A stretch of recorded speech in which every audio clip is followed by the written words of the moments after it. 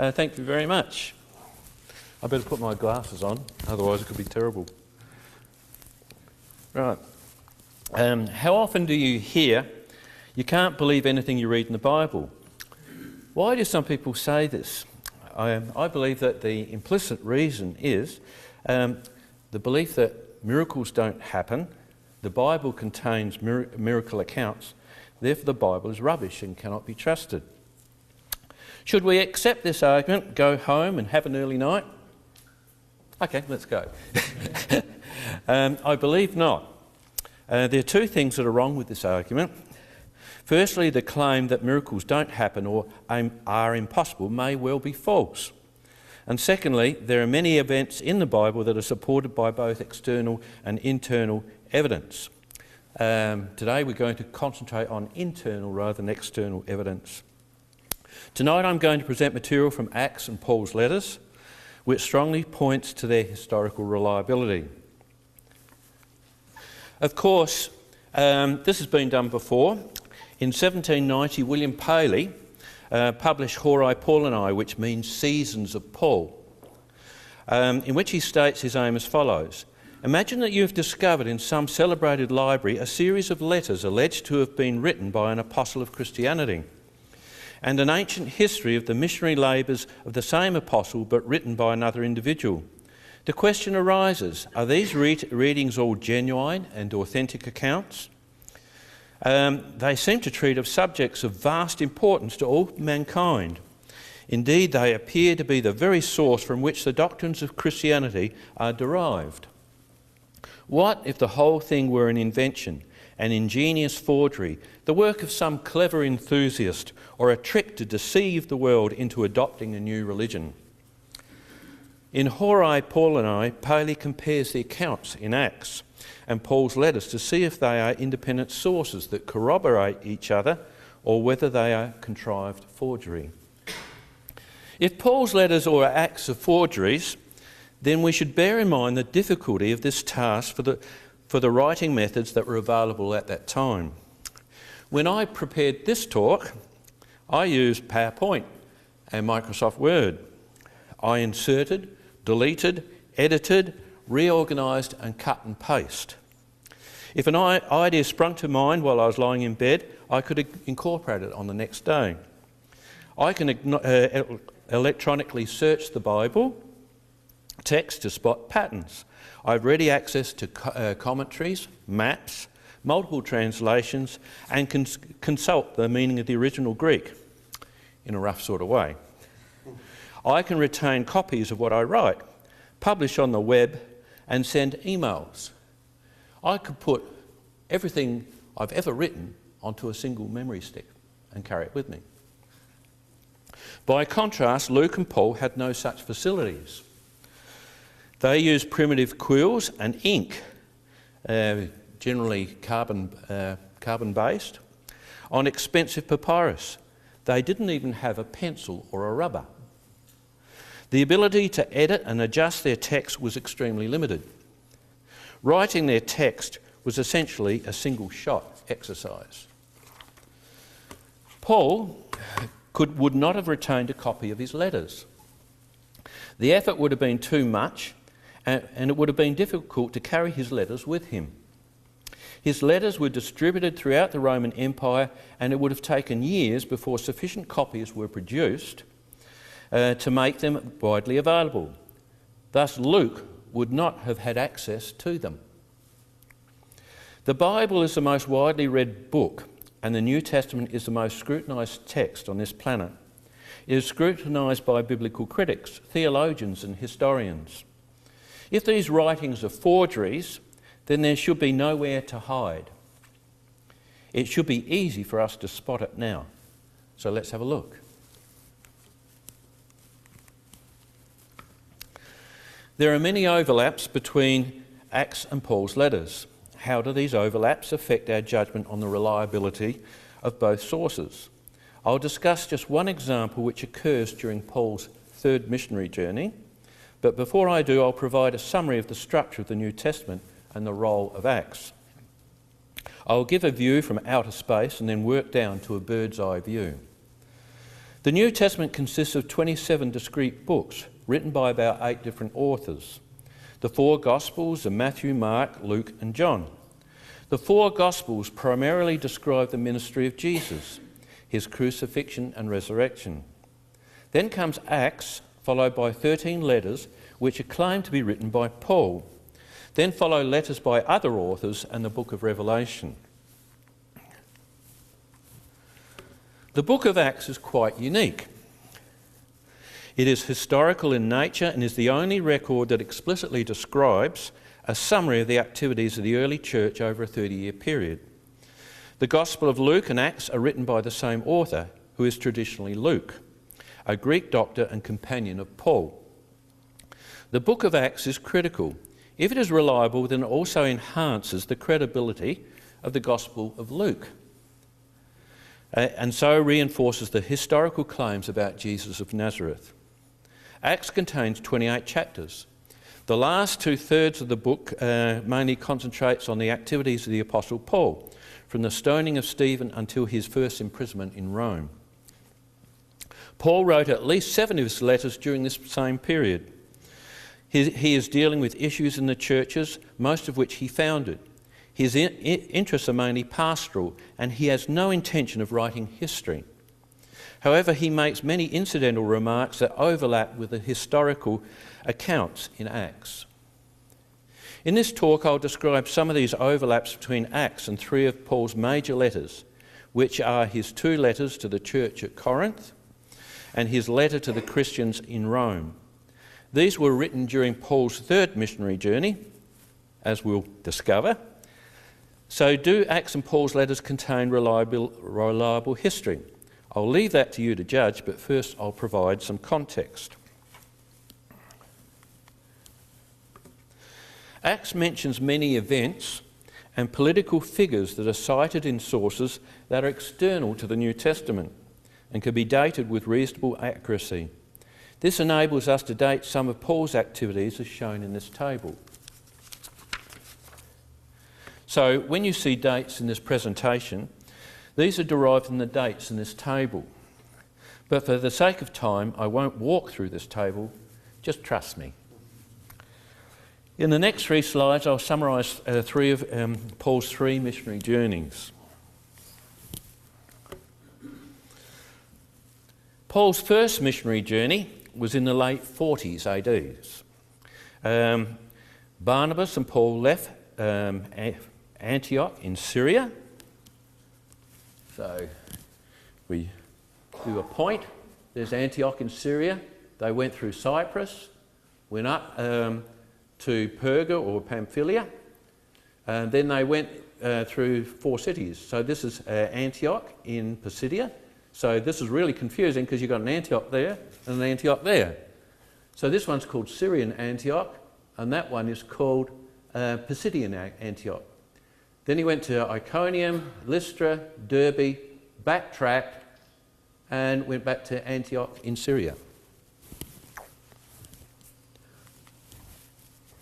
This is Paul's second missionary journey. He commenced from Antioch in Syria. This time he went with Silas, who's also called Silvanus. So he went up through Cilicia, through Galatia. He bypassed Ephesus, went up to Troas, where he got the Macedonian call, went up through, this is the area of Macedonia, and so his main places were Philippi, Thessalonica and Berea. He then went down into Athens and went to Corinth, where he actually stayed for 18 months. He then left via the port at Cenchrea, or Cenchreae, dropped in briefly, spoke to the Ephesians, said he'd come back later, but he didn't want to stay long, went back to Jerusalem, then back up to Antioch in Syria. This is Paul's 3rd journey. Again, he started from Antioch, he went through Galatia, went to Ephesus, stayed there for 3 years. Then at the end, after that, there was a riot in Ephesus. where Demetrius the silversmith was concerned about the loss of sales for the god Artemis. And so there was a riot. And after that, Paul decided it was time to go.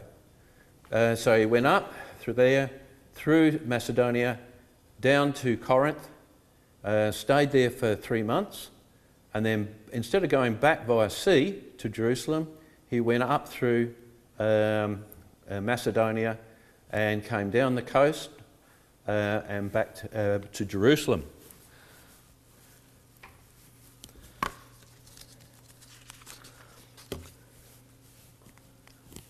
So that's pretty easy. You'll remember that, won't you? All right. So this is a summary of what I'll cover in the remainder of my talk. I'll just look at 4 verses initially in Acts 20, then talk about 3 of Paul's letters, 1 Corinthians, 2 Corinthians and Romans. The Acts passage is very short, but Paul's major letters were actually written during this period. The 3 letters are the largest of Paul's letters and are 3 of the 7 letters that are referred to as his undisputed letters. This means that there is virtually universal acceptance by scholars of all persuasions that these letters were written or dictated by Paul. Here is the key passage in Acts. After the uproar, which was in Ephesus,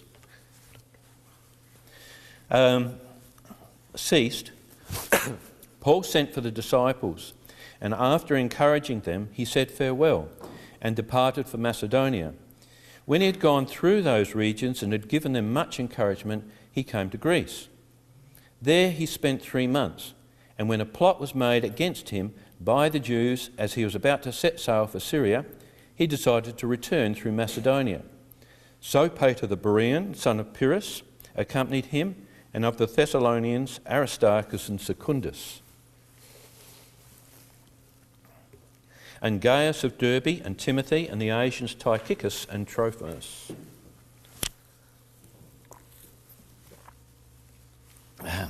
This is a brief summary that skims over Paul's activities. Just looking at it, have a guess how long do you reckon it would have taken?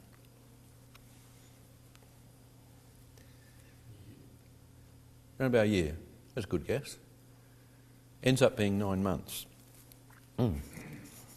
The key points from this passage are that Paul travelled from Ephesus to Macedonia to Greece, and there he spent 3 months. Then he departed for Syria via Macedonia with 7 companions. The map shows a proposed route through Macedonia to Greece via Philippi, Thessalonica and Berea. This route assumes that Paul revisited the towns that he stayed in during his second missionary journey. In fact, the description of his route is just contained in these verses. It doesn't mention any of those towns, does it? So people are guessing when they say that he went through those towns. So Acts does not actually mention any place in Macedonia. It's likely that Paul travelled far more extensively within Macedonia than shown on this map, and we'll see why later on. We'll now look at sections of these letters that show us what was happening under the covers.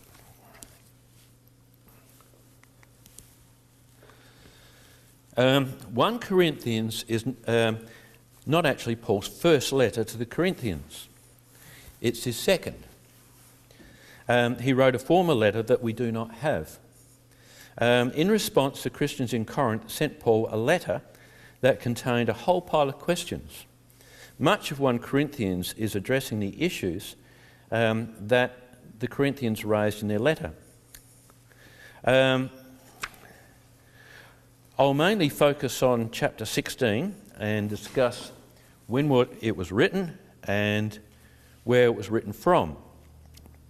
There are many famous chapters in 1 Corinthians, and say in 1 Corinthians 11, you would have heard a section of that many times. What I've received from the Lord I delivered unto you, that Jesus on the night that he was betrayed took bread, etc. So there's the institution of the Lord's Supper from chapter 11. Chapter 12 should test you. What's in chapter 12? Gifts, various gifts. Gifts of the Spirit, and that we're all members of the body. Has there anybody ever heard 1 Corinthians 13? No, it's a chapter about love. What's in 1 Corinthians 14? More about gifts and how the church is to run order in the church. Yes, that's right. What's in 1 Corinthians 15?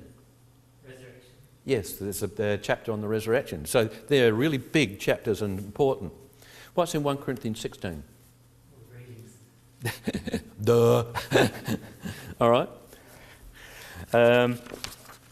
Chapter 16 is the last chapter in this letter and is a bit of an orphan. It's a wind-up chapter where Paul exchanges greetings and describes his future plans.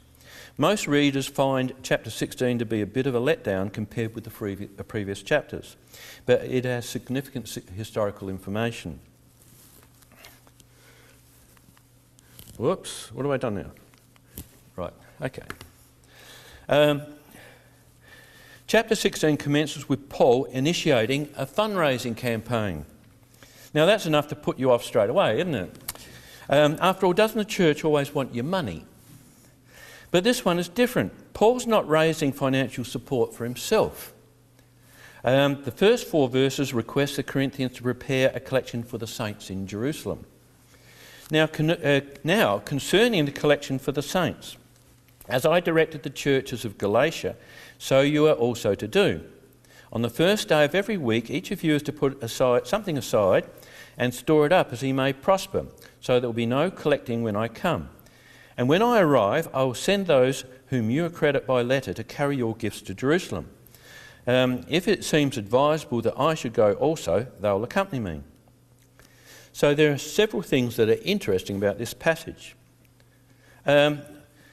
If you look at verse 1, where it says, now concerning the collection for the saints, the implication here is that the Corinthians already had prior knowledge of the collection. Does that make sense? All right? So they already knew. We're not told how they knew. In 1 Corinthians 5:9, Paul refers to his prior letter that we do not have. And it was probably in this prior letter that he made the initial request for the collection. That make sense? All right. Paul is directing a collection, but he states that he has already done the same for the churches in Galatia. All right.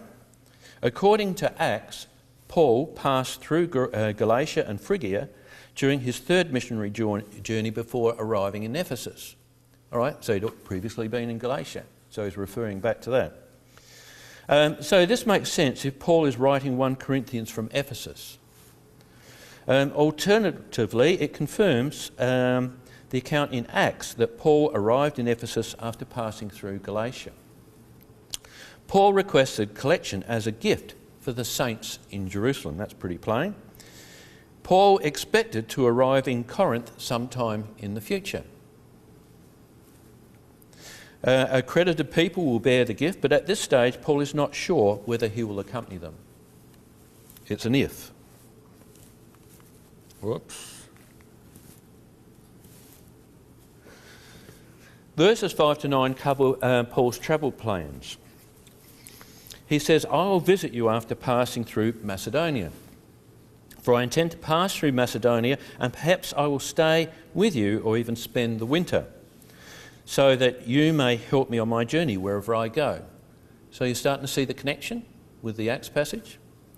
For I do not want to see you now just in passing. I hope to spend some time with you if the Lord permits. But I will stay in Ephesus until Pentecost. All right, so we've got a timing mark at Pentecost. For a wide door for effective work has opened to me, and there are many adversaries. So the following points are apparent. Paul is currently in Ephesus. He's going to stay in Ephesus until Pentecost, which is in June, because it's 50 days after Easter. All right. Paul plans to pass through Macedonia and then spend the winter in Corinth, which is from December to February, Northern Hemisphere. So you start to see how the timing is working out. So he's leaving in June, and he arrives in Corinth in December. Okay. This ties in perfectly with Acts 20, where Paul went from Ephesus to Macedonia and spent 3 months in Greece. Staying in Corinth during winter also makes sense, as sea travel was dangerous during this time. Paul's ministry in Ephesus was going well, but he was expecting trouble, which certainly happened during the Ephesian riot.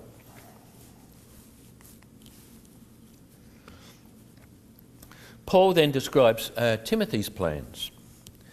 When or if Timothy comes, see that you put him at ease among you, for he is doing the work of the Lord as I am. So let no one despise him. Help him on his way in peace, that he may return to me, for I am expecting him with the brothers. So there's a risk that Timothy will not be taken seriously. Apparently Timothy was quite young. Even several years later, Paul warned Timothy, let no one despise you because of your youth. It's also apparent that Paul expected Timothy to arrive after the Corinthians received the letter. So he's sending a letter and he says when Timothy arrives. So he expects Timothy to arrive after the letter is received. Why will Timothy arrive after the letter? We've already seen that Paul expected Timothy to arrive in Corinth after the letter is received, but in chapter 4, Paul stated that Timothy had already left Ephesus and was on his way.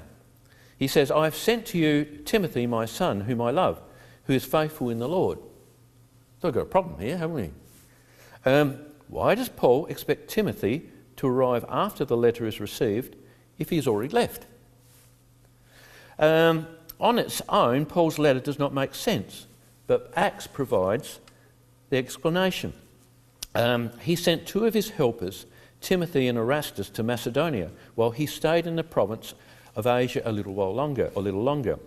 The letter probably went on the direct route from sea, from Ephesus to Corinth. So a direct route straight across the water. But Timothy went via Macedonia. So Acts explains the situation described in 1 Corinthians. Acts states that Timothy went via Macedonia, but that is not stated in 1 Corinthians.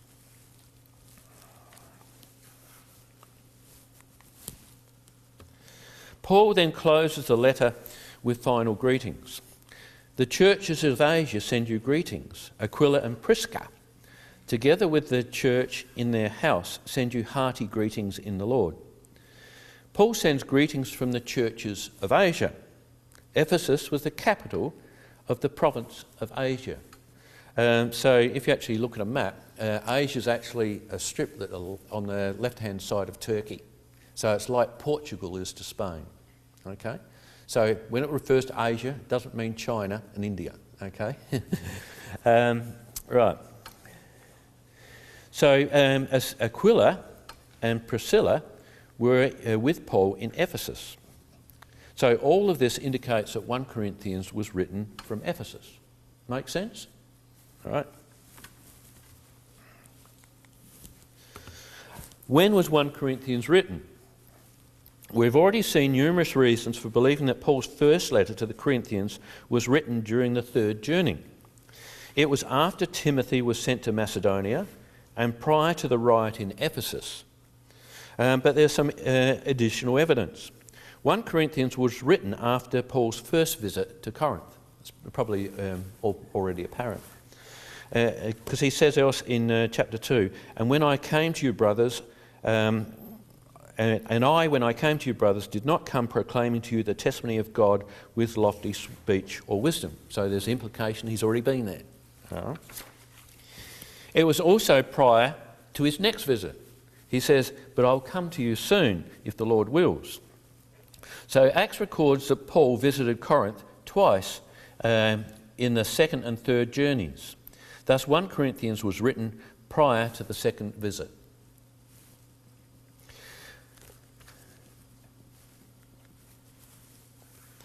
Where was 1 Corinthians written from? So there's stacks of evidence that 1 Corinthians was written from Ephesus. He says, I will stay, we've already come across these, I will stay in Ephesus until Pentecost, so that's pretty explicit. The churches of Asia send you greetings. Aquila and Prisca, together with the church in their house, send you hearty greetings in the Lord. So all points to Ephesus. And we also have evidence from Acts that Aquila and Priscilla were in Ephesus. After this, Paul stayed many days longer and then took leave of the brothers and set sail for Syria, and with him Priscilla and Aquila. At Cenchrea he had cut his hair, for he was under a vow, and they came to Ephesus and he left them there. Okay. Thus 1 Corinthians was written while Paul was with Priscilla and Aquila in Ephesus, which was the capital of Asia, near the end of his 3-year stay and just before leaving to go to Macedonia, just after Pentecost, which is in June. Now, look at 2 Corinthians. We'll discuss the following topics in 2 Corinthians. I'll focus particularly on parts of chapters 8 and 9. So where was 2 Corinthians written from and when was it written? In 1 Corinthians, Paul requested the collection in 4 verses. In 2 Corinthians, he devotes 2 whole chapters, urging them to complete what they started. I'll just quote some sections from the 2 chapters. Chapter 8 commences as follows.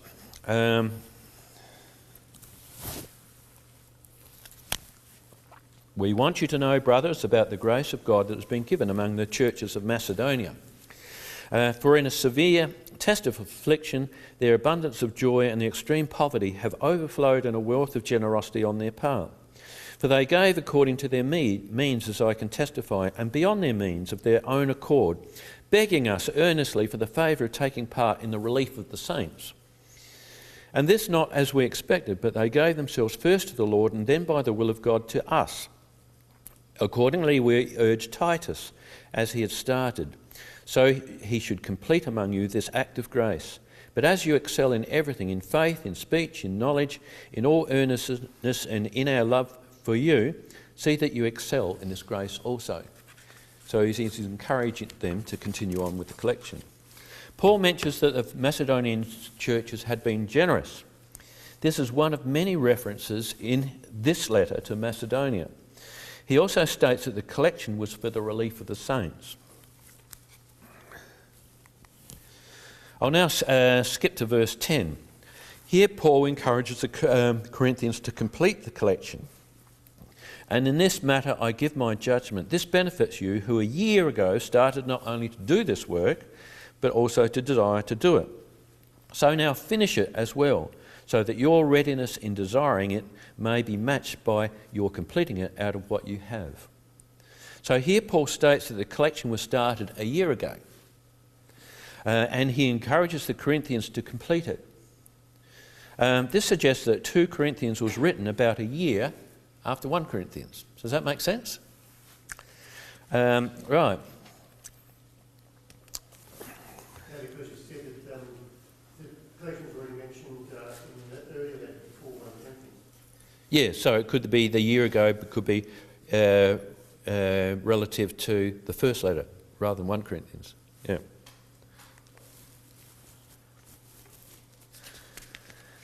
Paul explains why he'd sent some of the brothers on ahead and to make sure that the collection will be ready prior to the arrival of the Macedonians. Now it is superfluous for me to write to you about the ministry of the saints, for I know your readiness, of which I boast about you to the people of Macedonia. See, he's putting on the pressure. All right? Saying that Achaia has been ready since last year. And your zeal has stirred up most of them. But I am sending the brothers so that our boasting about you may not prove empty in this matter, so that you may be ready as I said you would be. I made a promise, don't let me down. All right? Otherwise, if some Macedonians come with me and find that you are not ready, we would be humiliated. To say nothing of you for being so confident. So I thought it necessary to urge the brothers to go on ahead to you and arrange in advance for the gift you have promised, so that it may be ready as a willing gift, not as an exaction. So Paul states that the collection is for the saints. Paul says that he boasts about the Corinthians to the people of Macedonia. This is in the present tense. He says, I boast, all right? And indicates that he is currently in Macedonia. He is also sending a scouting party to make sure the collection is ready and to avoid humiliation.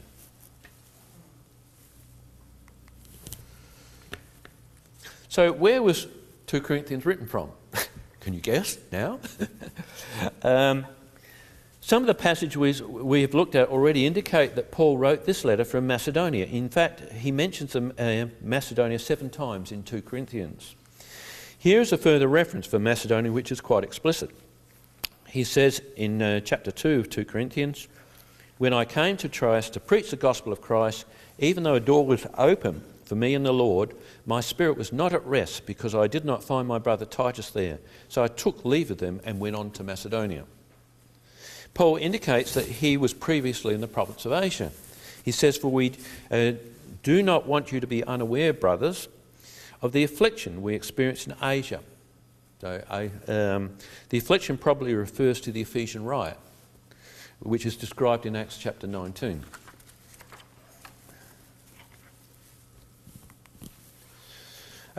When was 2 Corinthians written? Paul wrote 2 Corinthians after he left Ephesus, after Pentecost, which is nearly June, and was in Macedonia before he arrived in Corinth for winter. Thus, it was written between June and December, probably in 56 AD. It seems to be in about the middle of this period, as he seemed to have been in Macedonia for some time and was sending a scouting party ahead of him. So there was time before and time after, about in the middle. Thus, he had no plans to leave Macedonia straight away. It was also written a year after 1 Corinthians, as Paul indicated that collection was requested about a year previously, apart from Brian's point.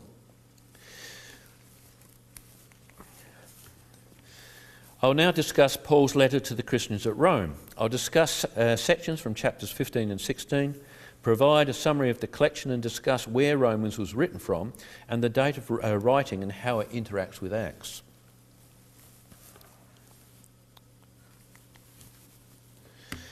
In chapter 15, Paul describes the extent of his ministry so far. He says, for I will not venture to speak of anything except what Christ has accomplished through me to bring the Gentiles to obedience by word and speech, by the power of signs and wonders, by the power of the Spirit of God, so that from Jerusalem all the way around to Illyricum, I have fulfilled the ministry of the gospel of Christ. And thus I make it my ambition to preach the gospel, not where Christ has already been named, lest I build on someone else's foundation, but as it is written, those who have never been told of him will see, and those who have never heard will understand.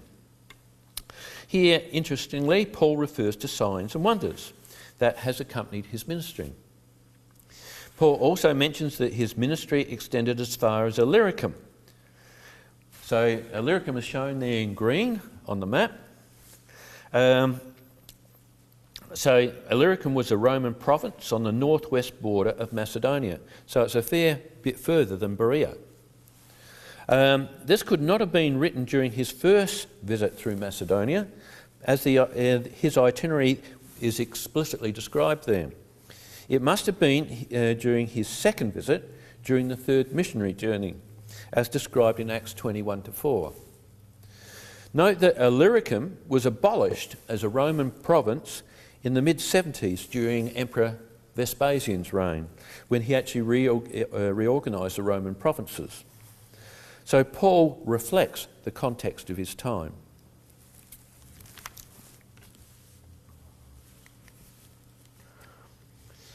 Then Paul states that he has longed to visit the Roman Christians. This is the reason why I've so often been hindered from coming to you.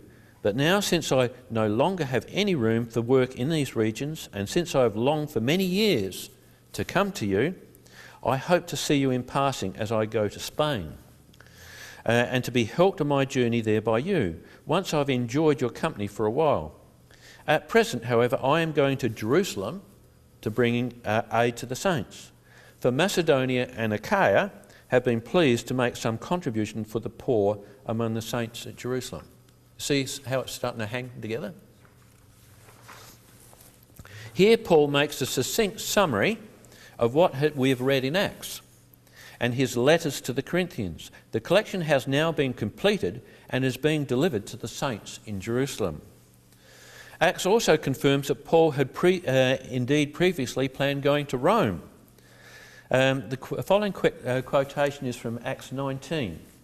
So this is early on during his ministry in Ephesus, and would be a couple of years prior to writing Romans.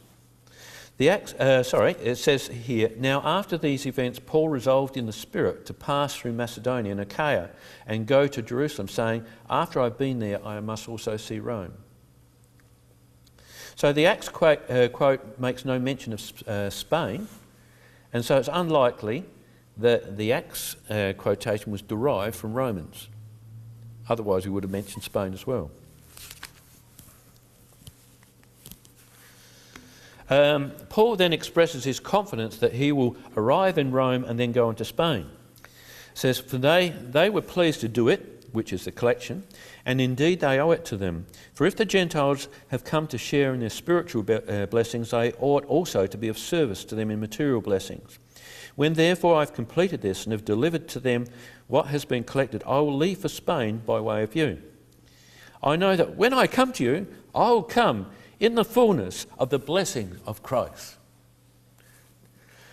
Paul hopes to go to Rome and Spain after delivering the collection to the saints in Jerusalem. At this stage, Paul is optimistic about his journey to Rome and hopes that all will go well. However, things did not happen just as he expected.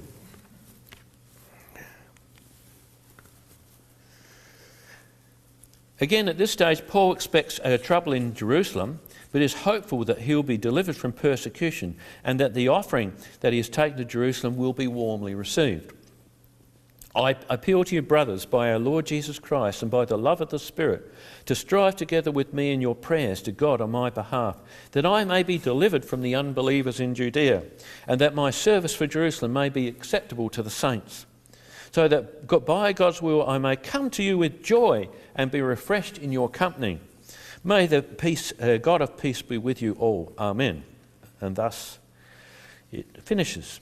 At this stage, Paul is hoping to arrive in Rome with joy, but Acts reveals that he was shipwrecked on the way and arrived in chains instead, and then spent 2 years in prison.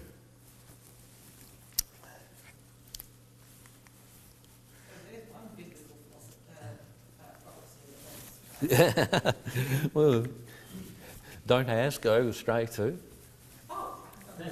I hope yours don't. All right. In this section, Paul commends Phoebe. I commend to you our sister Phoebe, a servant of the church at Cenchreae. All right. What does that mean?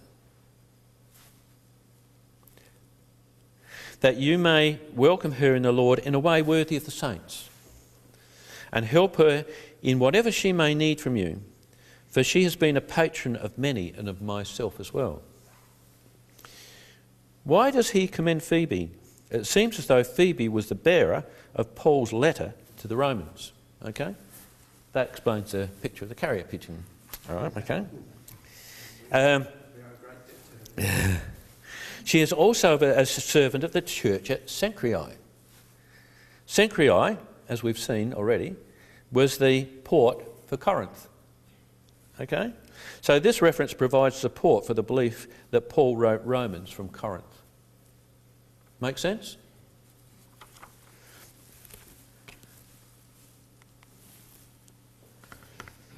Now this is interesting. Paul offers greetings to Priscilla and Aquila. Greet Prisca and Aquila, my fellow workers in Christ Jesus, who risked their necks for my life, to whom not only I give thanks, but all the churches of the Gentiles give thanks as well. Greet also the church in their house. According to Acts, Aquila and Priscilla originally came from Rome. So it says they came from Rome, arrived from Rome. All right, so it's unsurprising that they should return there. Both Acts and Paul affirm that they were with Paul in Ephesus when 1 Corinthians was written. But by the time that Romans was written, Paul knows that they had arrived in Rome. So this is quite plausible if Romans was written over 18 months after 1 Corinthians. Okay?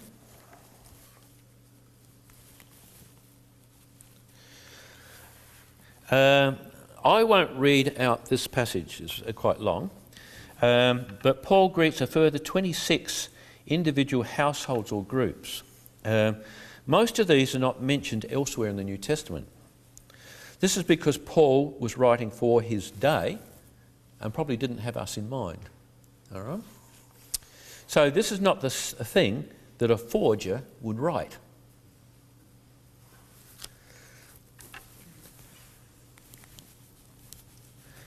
Then there are greetings from. Paul sends greetings from 7 men. Timothy, my fellow worker, greets you. So do Lucius and Jason and Sosipater, my kinsman.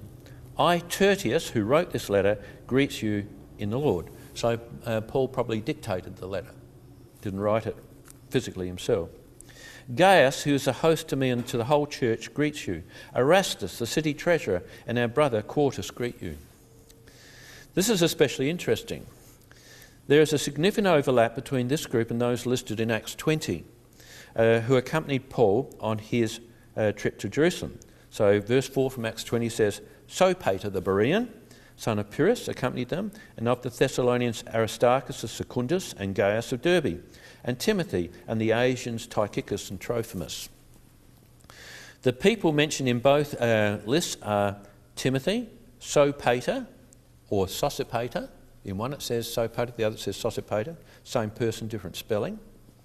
And perhaps Gaius. Acts and Paul use different spellings for Sopater, indicating that Acts was not derived from Romans. So this is actually a common feature. Like Acts refers to Silas. Paul always refers to Silvanus. Same person, different spelling. Also, Acts refers to Aquila and Priscilla, and Paul refers to Aquila and Prisca. So it doesn't look as though Acts was copied off of Paul. Acts mentions the name of Gaius twice, one from Derbe and one from Macedonia, and maybe 2 different men, but with the same name. Paul also mentions Gaius twice. Here in Romans, Paul states that Gaius was a significant figure, and in 1 Corinthians he states that he was one of the 3 people in Corinth whom he baptised. This lends further support that Romans was written from Corinth. This may be the same Gaius as the Gaius who accompanied Paul back to Jerusalem. Jason may be the same Jason who was from Thessalonica and had to post bond for Paul after the Thessalonian riot described in Acts 17. During Paul's second journey. That only 3 out of 7 names overlap between Romans and Acts is perfectly plausible. Acts mentions those who accompanied Paul back to Jerusalem. Paul probably lists those people who are known to the Christians at Rome. So he wouldn't necessarily mention the same people. But 3 of those who accompanied him back to Jerusalem may be known to the people at Rome. So far from what we've read so far, it seems obvious that Paul organised a collection for the relief of the saints in Jerusalem during his 3rd missionary journey. He requested that the collection be started in his first letter to the Corinthians, which he wrote from Ephesus within 1 year before leaving Ephesus for Macedonia, at Pentecost in June, probably in 56 AD. Paul travelled around Macedonia for about 6 months. During this time, the Macedonians contributed to the collection. Paul wrote the second letter to the Corinthians from Macedonia, encouraging them to have the collection ready prior to his arrival. Paul arrived in Corinth in about December and spent the winter there. From Corinth, Paul wrote his letter to the Roman church and announced that he was bringing the collection to the poor saints in Jerusalem. The contributions had come from the churches in Macedonia and Greece. Paul expects trouble in Jerusalem, but is hopeful of deliverance. He intends to go to Rome and then to Spain.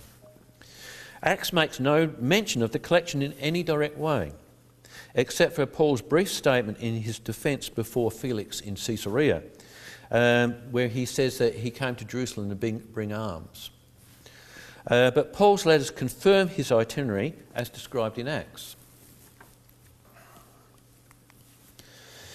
It should now be obvious that Romans was written from Corinth during Paul's third missionary journey, and this is actually quite uncontroversial.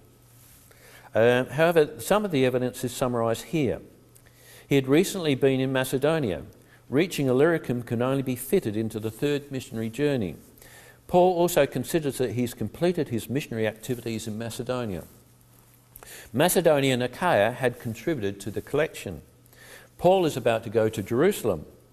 Phoebe will take the letter to Rome. She is a servant of the church at Cenchreae, which is the harbour port for Corinth.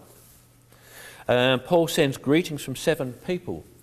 3 of these overlap with Paul's companions in Acts 20, where he leaves Corinth and heads towards Jerusalem. I'll now briefly change course and discuss what happened immediately afterwards, and we'll cover the raising of Eutychus at Troas and the subsequent journey from Troas to Miletus. So far, I've concentrated on the first 4 verses of Acts 20. I'll now include the next 2 verses. So at the bottom of the screen, it's got there, starting at verse 5. These went on ahead and were waiting for us at Troas, but we sailed away from Philippi after the days of unleavened bread. And in 5 days we came to them at Troas, where we stayed for 7 days. Something dramatic happens in verses 5 and 6. What is it? You don't think it's dramatic? I think it's dramatic. Eh? No. Paul parted company with his companions. No. We. Yeah.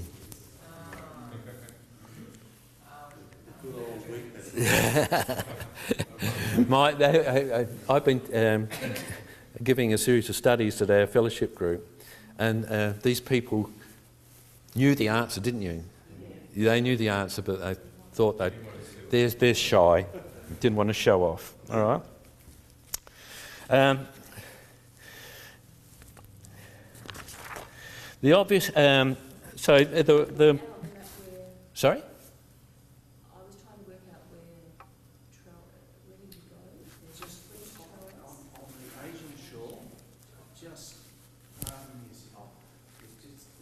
Oops, I'm going to take my glasses off. So their wheat passages commence from Philippi. All right?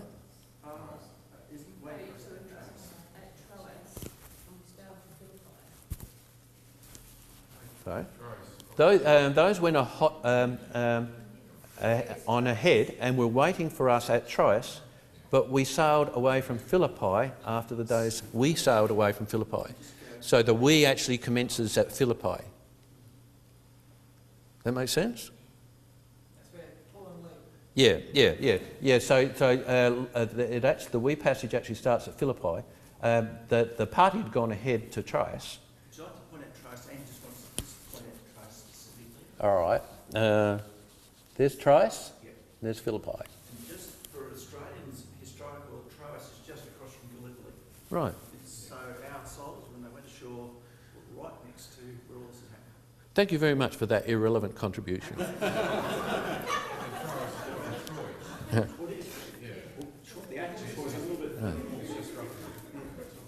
All right. The obvious interpretation of the we passage is that Luke accompanied Paul at these times.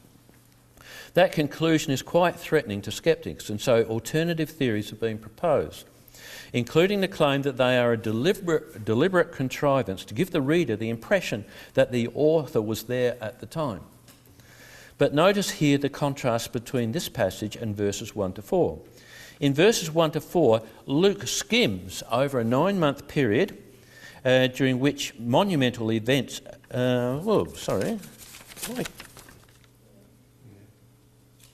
I've skipped... Sorry, I'm going to go back. All right, so, sorry. I jumped ahead of myself, skipped a page. Most of the time Luke uses the third person when describing events. He uses pronouns like he, him in the singular, and they, them in the plural. However, in 3 distinctive sections, he uses the first person plural, we, us, instead of they, them. The first section is in Acts 16 during the second journey from Troas to Philippi. After Paul leaves Philippi, they stop abruptly. This is in 49 AD. The second we passage commences here in verse 5, when Paul passes through Philippi in early 57 AD. It seems as though Luke had stayed in Philippi during the past 6 years and rejoined Paul from Philippi during Paul's return trip to Jerusalem in 56 AD. This wee passage continues all the way back to Jerusalem. After the riot in the temple, Paul is arrested and imprisoned in Caesarea for 2 years. At this point, the wee passages stop. When Paul is sent to Rome, the wee passages recommence, and it is we, all the way to Rome. Right. The next passage describes the Eutychus incident, where Eutychus is seemingly raised from the dead after falling from the 3rd story windowsill after falling asleep while Paul was talking much too long. I won't read it out, but note that the we passages continue through this episode. So this looks like a direct eyewitness account of one of Paul's miracles. All right.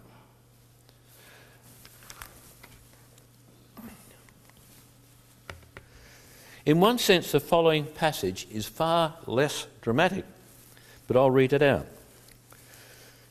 We went on aboard to the ship and sailed for Assos, where we were going to take Paul aboard. He made this arrangement because he was going there on foot. When he met us at Assos, we took him on aboard and went on to Mytilene. So you can actually see can you see the locations on the map? All right, if you've got very good eyes. The next day, we set sail from there and arrived off of Chios. The day after we crossed over to Samos, and on the following day, we arrived at Miletus. So the obvious interpretation of the we passage is that Luke accompanied Paul at these times. I've said this before. That conclusion is quite threatening to skeptics, and so alternative theories have been proposed, including the claim that they are a deliberate contrivance to give the reader the impression that the author was there at the time. But notice here the contrast between this passage and verses 1 to 4. In verses 1 to 4, Luke skims over a 9-month period during which monumental events occurred, where in this passage Luke describes in low level and accurate detail the events of a few days in which nothing happened. This is characteristic of all the we passages. They contain low-level detail that is absent from the remaining text. So here it is. It's like not mentioning the Twin Towers and then spending a lot of time describing what you had for breakfast. So you see the contrast in the style of passage. If this is a contrivance, then it's extremely well executed. It is so naturally and nonchalantly done that the vast majority of readers never notice it until somebody points it out to them. You didn't notice it, did you? And that includes me. I didn't notice it until somebody pointed it out to me. It does not seem like a ploy.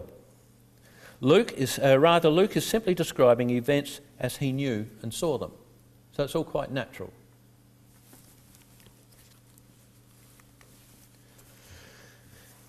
In conclusion, Acts is an account of some of the events in the 30-year period from 30 to 62 AD. Paul's letters address issues in various churches. On many occasions, Paul includes personal information that gives us a window into people and events at that time.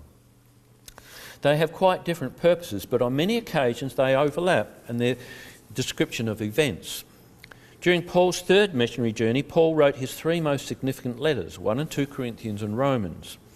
The incidental detail in these letters confirms the same events as described in Acts. Luke does not seem to have derived his information from Paul's letters. So why is this so? Like some people claim that Paul got all of Paul's letters and worked it all out and then reconstructed Acts to mimic the detail provided in Paul's letters. Why does this seem unlikely? in his Gospel, Luke freely quotes from other written sources, especially Mark. So you get common material in Matthew, Mark and Luke. So he has no hesitation in quoting if he's got the opportunity. All right? But there are absolutely no examples of any quotation from Paul's letters in Acts. In fact, Luke does not make any reference to any of the letters of Paul, or Paul was a letter writer. During the times that Luke was with Paul, Paul did not write any letters that we know of. Each time that Paul wrote a letter, he did not publish it on the web or make a photocopy. It would have taken years before the value of Paul's letters were recognised, copied and distributed to other churches, such as to become freely available. Luke and Paul often use different spellings for the same person. Luke refers to Silas, Paul to Silvanus. Luke refers to Priscilla, Paul to Prisca. Luke refers to Sopater, Paul to Sosipater. They're the same people. Thus it seems that Acts is entirely independent of Paul's letters. Luke seems to have gotten his information either directly from Paul or other sources. However, for the events that I've covered, they confirm each other. So they corroborate, or they corroborate without collaborating. Okay? So where do we stand?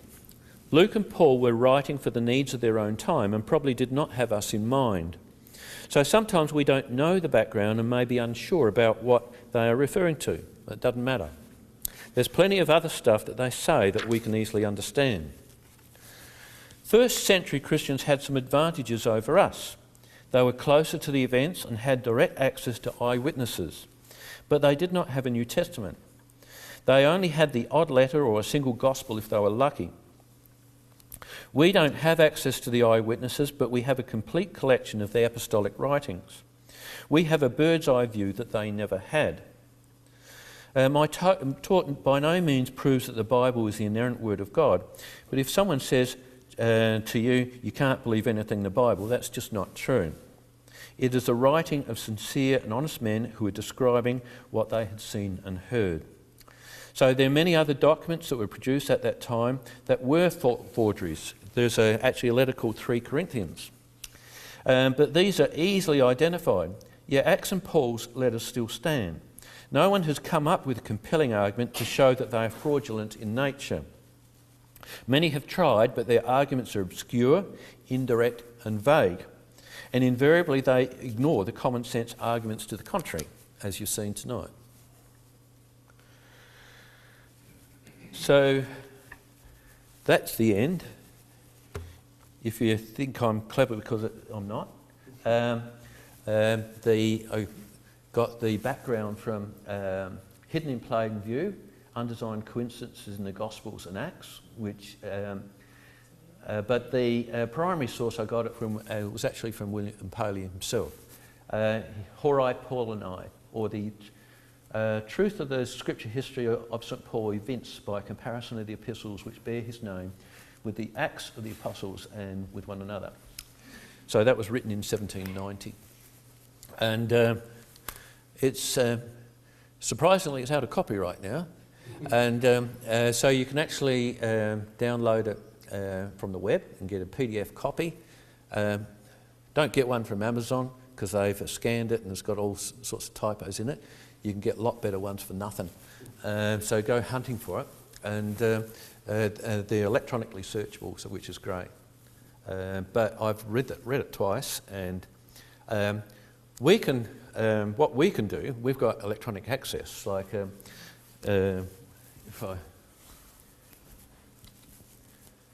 I go across. So this is website Bible Gateway. So and you can get on there, and it gives you electronic access to the whole Bible, and you can search for any words. And I've got an example here where I've actually searched for Sosthenes. This is quite interesting. because there's two mentions of Sosthenes, one in Acts and one in 1 Corinthians. So in Acts 18, this was in Corinth. Then the crowd turned on Sosthenes, the synagogue leader, and beat him in front of the proconsul, and Gallio showed no concern whatsoever.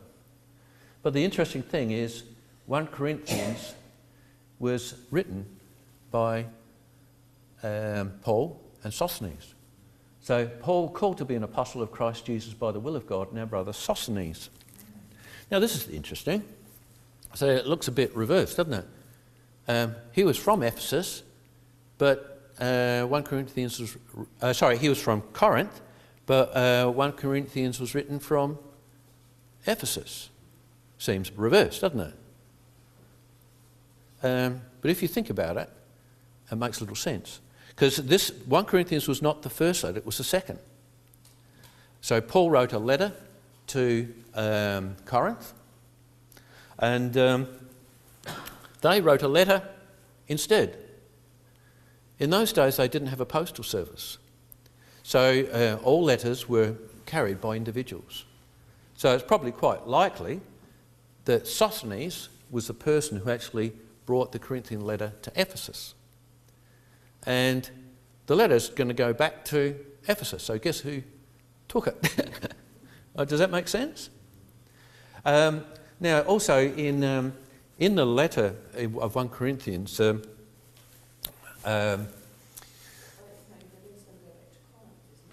sorry? Yeah, sorry, did I get it wrong, did I? Yeah, he was going to take 1 Corinthians to Corinth from Ephesus. So in 1 Corinthians,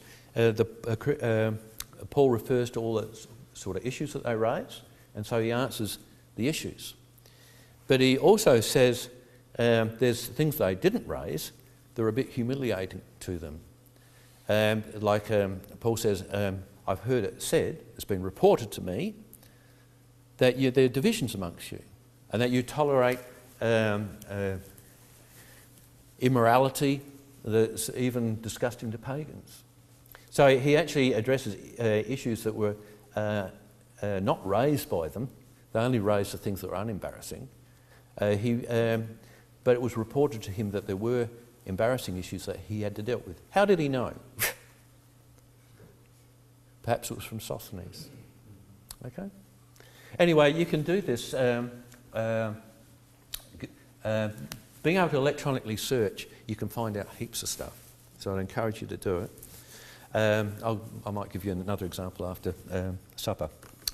But William Paley wasn't able to do this. So when you consider it's a lot easier for us to do this sort of thing than it was for Paley, but Paley did a remarkable job, and it's very impressive. All right, we'll have a break now for supper. Thank you. It is very useful. I know that Kevin's introduced that to back Gateway at his talks with us at our home, so it's been good. Yeah, when you did your homework. Yes, that's right. We did.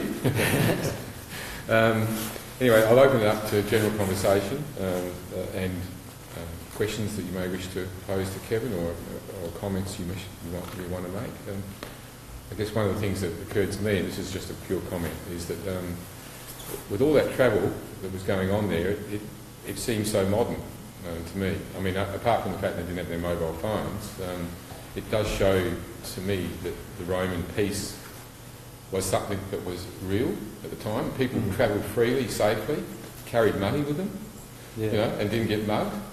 So clearly there was a rule of law going on there and a civilisation that existed that we can only... He did take 7 companions, didn't he? Yeah, but 7 companions against 40 robbers is not going to be much. Presumably they carried swords as well, but which weren't mentioned. But no, it just strikes me that these sea voyages were being made. People were happily going backwards and forwards, just like we would hop on a plane, basically.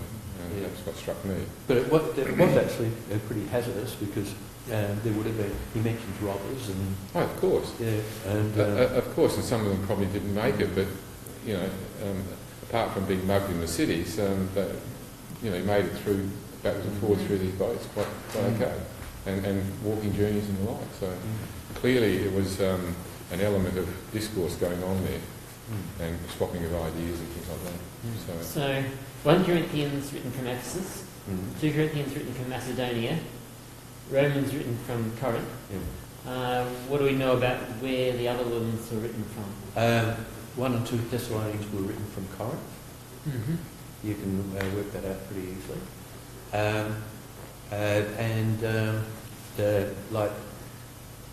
The arguments are probably not so explicit for the others. Like Galatians is a very interesting one. Like when was Galatians written? Because you have the 2 visits to Jerusalem, and so when you actually do these studies and look at things in details, it's not all clear sailing in terms of this obviously corroborates that, because you also get problems as well, and so there are issues with Galatians about when it was written and how it relates to the journeys of Paul to Jerusalem as described in Acts. But I reckon Paley's theory is that the second visit that Paul describes in Galatians, when he went up to Jerusalem privately by way of revelation, is not mentioned in Acts at all. So people try to relate it to, say, the Council of Jerusalem, but Paley believes that this visit occurred before the Council of Jerusalem. So, and also probably written from Antioch, because Barnabas was in Antioch. is there any reason then of the order of the books in the Bible? Yeah, if that in the theory New is true, Testament, about the Sorry? letters of Paul, I should say, relating to the letters of Paul. Probably ordered on the basis of length. Yeah.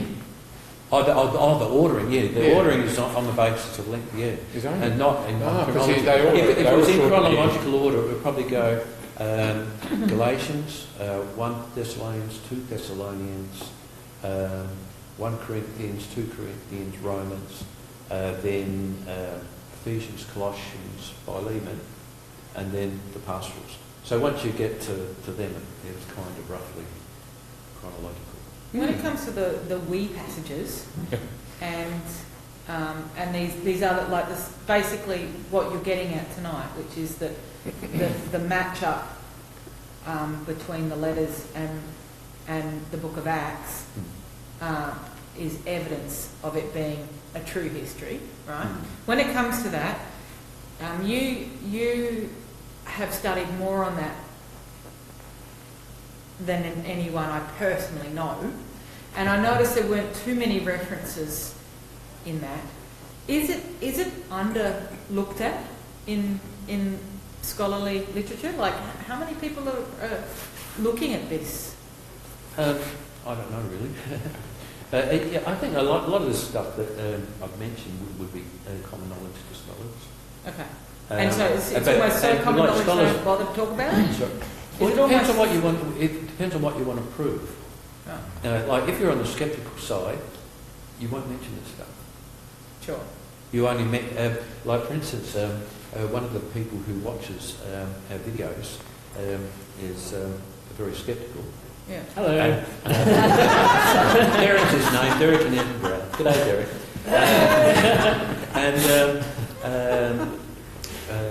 He's very. There's a thing called the Acts Seminar, Uh-huh. and Sounds kind of familiar. yeah, it sounds like Jesus Seminar. It doesn't does. And it's they're both sponsored by the Westar Institute. The who? It's called Westar Institute, I think. Best to start. Well, what are they? And it's just a kind of a scholarly society. Yeah. And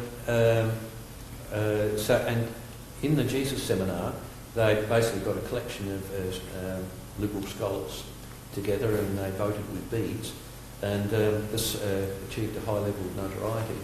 And the Acts Seminar, I think, was modelled on the same type of model. And so they also wanted to get a high level of notoriety, and so they've come out and suggested that Acts was written in the 2nd century. It was derived from Paul's letters. It has no historical value, but it still has value because it is a model of what the church thought in the 2nd century. right? So, but if you want to get notoriety as a scholar, you can't state the obvious. Right? You have to state something that's weird and unobvious. Otherwise, you're not doing anything novel. And but if you actually look at his arguments, why is he arguing for a 2nd century date?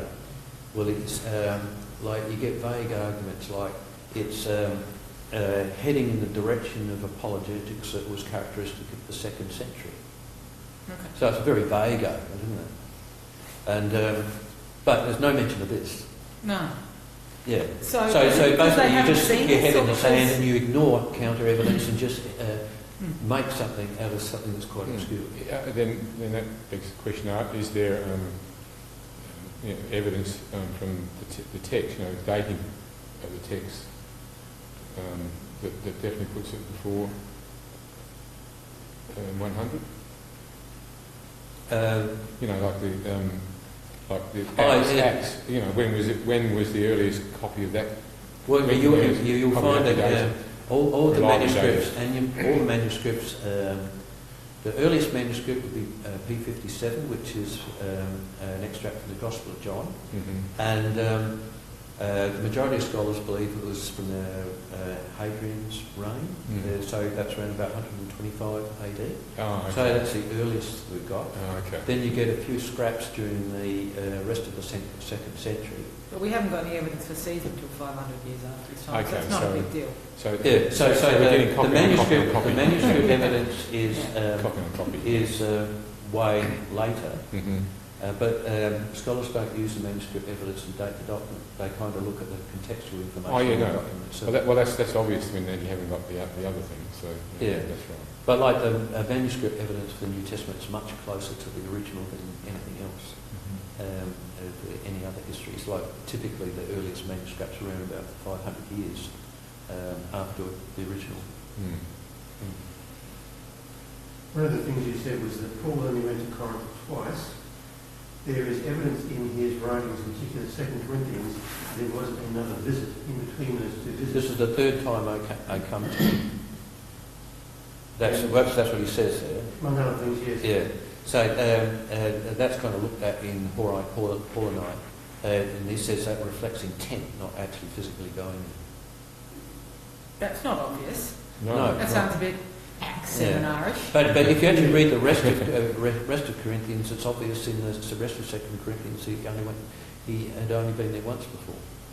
Not that, and it wasn't his 3rd; it was actually his 2nd. So is that a mistranslation or a miscopying or something?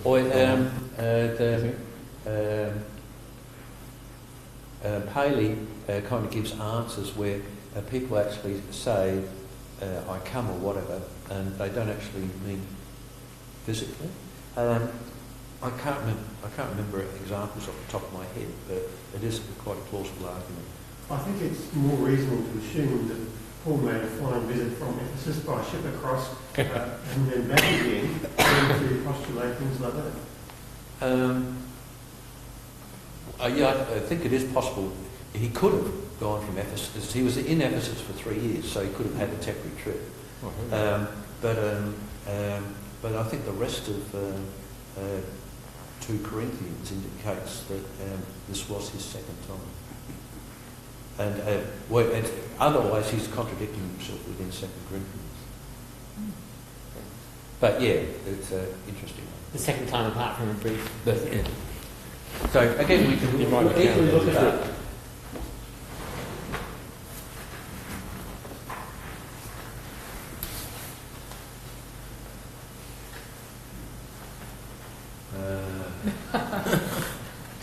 Don't despair.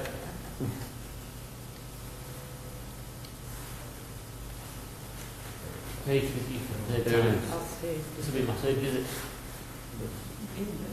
But if it physically is his 3rd visit, he contradicts what he says elsewhere in the same letter. But there's also earlier in 2 Corinthians talk about the difficult visit where we had to do hard things in the visit. Yeah,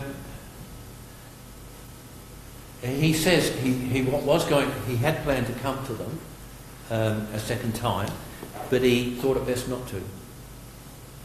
The other yeah, he was actually originally going to go to Corinth and then go to Macedonia, then come back to Corinth. But instead, he decided to go to Corinth via Macedonia and not go to the, because there's he kind of makes excuses about being always yes in Christ, and that is related to the fact he would be accused of vacillating, saying he would come and he didn't. In chapter 2 he says, so I made up my mind not to make another painful visit to you, implying that he has made a painful visit. And the painful visit was not his first visit as recorded in Acts. Did it say another painful visit? So what? Where was it? 2 Corinthians chapter 2 verse 1.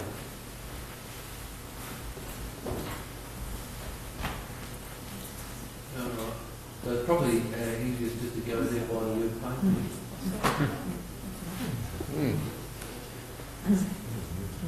I think what that's demonstrating to me is I actually read an article by somebody who was a skeptic about the Bible, and after reading books like this, and that they agreed that the books were inconsistent and were errors, but that there's an element of truth there.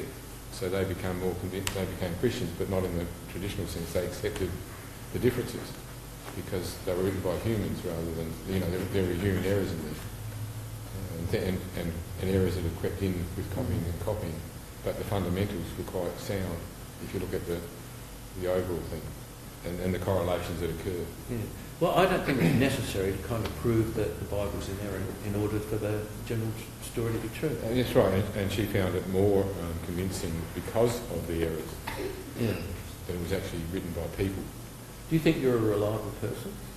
No, I know that I can't remember from one time to the next. Or But generally speaking, if if you tell me something, I have a tendency to believe it. If you told me that something or other happened, I would say, well, it But that's did. not. But it doesn't mean that everything you say is correct. Correct, because I'm filtering maybe what I tell you, Yeah. and everybody does it. Yeah, Well, but and you might just forget or get details. I forget, or I filter, I interpret things. I often put I things was- into the wrong. Somebody tells me something, and then I interpret it the way I imagine what they're meaning, and then feed it back to you, not word for word, but in as I think it happened. yeah. So that happens straight away. That's the Chinese whispers thing. We whispers, and so we all feedback events.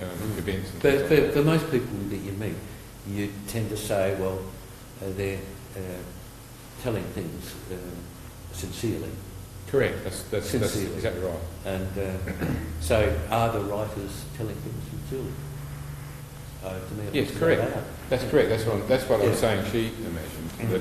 There are a couple of interesting examples of filtering in the book of Acts.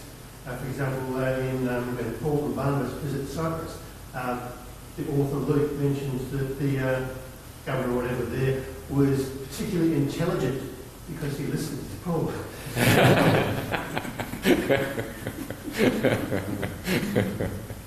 I don't know. But yeah, that's. But I want to take it back. I'm going to get my back up.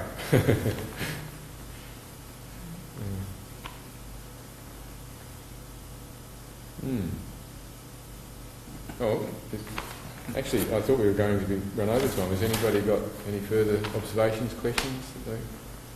So I think it's because you explained it so well. Oh, Yeah. right. No, I am interested- because what you've done. Oh, sorry. I am interested to know where I can read more about it.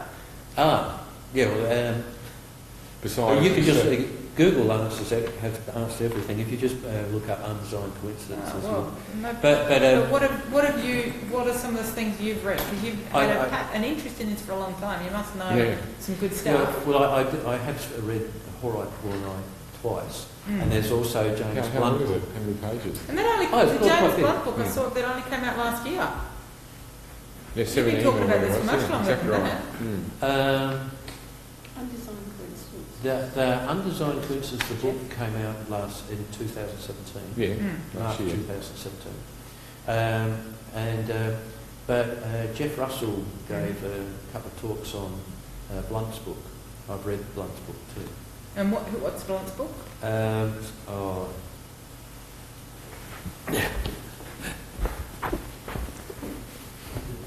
Undesigned Coincidence, James Blunt.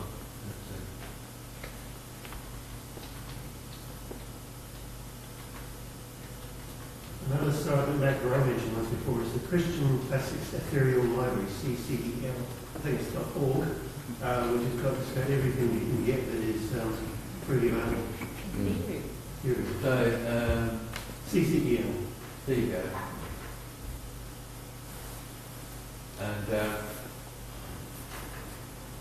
And so if you actually Google that and say PDF, you can download a PDF and search it and all sorts of things. So I'd really encourage you to do it.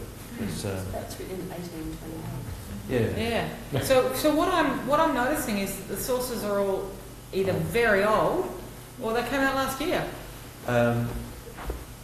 Yeah, well, if you just look at undesigned coincidence in the Bible,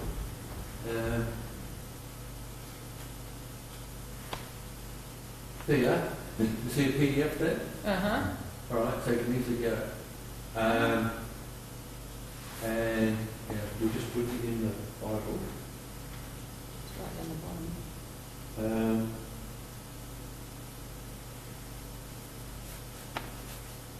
I think you get a few ticks there. So that's so the people are actually writing about it. So that would just be maybe an apologetics group. So you've got videos. So I think you find that there are quite a lot of This is people not relevant. who are looking at it. So you can easily find stuff. There is a lot of stuff. There's a lot of talks. Lydia McGrew wrote the book, the modern one, Hidden Plain View. But her husband, Timothy McGrew, is really into it too. He's done lots of videos on it as well. His name's on there. Is it? Yeah. Yeah, and so there is quite a bit of interest in it now. So I wonder if you caught that wave, as it were. I wonder if, in a sense, you're... Anticipated the wave. Hey? He anticipated the wave, perhaps. Yeah. No, really. Jeff Russell put me onto it. Okay. I thought it was quite interesting. To me, what this does is bring Paul more to life than just reading the theology from his things, because you actually, and I think it will actually possibly reach the modern audience rather than more than perhaps just the theology part of it. Yeah. Well, it's actually doing the studies encouraged me to read Paul in a different way, because like when you read, or when I used to read Paul's letters, I'd go to it with a "what's in it for me" attitude, try to pick out the bits that apply to me. But I think now I try to look at it and try to understand Paul as a person, his psychology, how he works, and you just go, wow. It's just kind of really opened it up, opened up Paul for me. How's the Paul you've gotten to know him? Sorry? So what's Paul like? Well, just he's amazing. Like he supported himself, worked with his own hands, so he's dependent on nobody. He never asked for money. Except when he's carrying the head around for the Jerusalem. Yeah, he raises money for other people, but he never asked for money for himself. Although he did boast about the fact that he wasn't asking for money for himself. So human, he's boastful as well. Yeah. But he's saying sometimes people put him down for it. Because others were asking for money and they seem to be treated better than him. That's what I mean. So to me, that's showing a human side. He's very human. Right. But he's a very passionate person and really has praise for people, has it in his heart. He agonises over their state of affairs. He talks about all his experiences of the Spirit, and so there is a tendency to, when you read how amazing Paul is, to kind of feel so inadequate because you don't have the same thing. But if you just kind of appreciate him as a person, it does kind of open your mind up to what the possibilities are. Correct. Yeah, he had some extraordinary faults as well, though. Yeah. So this is not such an awesome source, perhaps, but we found it really good. On Netflix, Right. there's a series called AD 30, and everybody laughed, but we watched the whole thing, and it was pretty good. In fact, it was really good. It was really good. 80-30. AD 30. AD Empire. Oh yes, AD Empire and King. Yeah. Anyway, and it's basically the story of Acts taken from the story of Acts, The first presented as like a TV series, and It was on TV too, wasn't it? on Freddie Webb. Yep. Wow. okay. Anyway, I'm fairly sensitive to things being really off. Yeah. And it wasn't. It was pretty faithful to the Bible. There's stuff that they include in it to pad things out where there needs to be a link. Like that, they give an extrapolation of how the whole thing with the eunuch came about, for which there's no evidence. But there's no evidence it didn't happen that way, right? And a few other things like that. But they don't deviate where the text is explicit. They don't deviate from it, right? And it's also really entertaining and. You could really enjoy watching it if you weren't already a believer. Yeah. As just a really good drama, and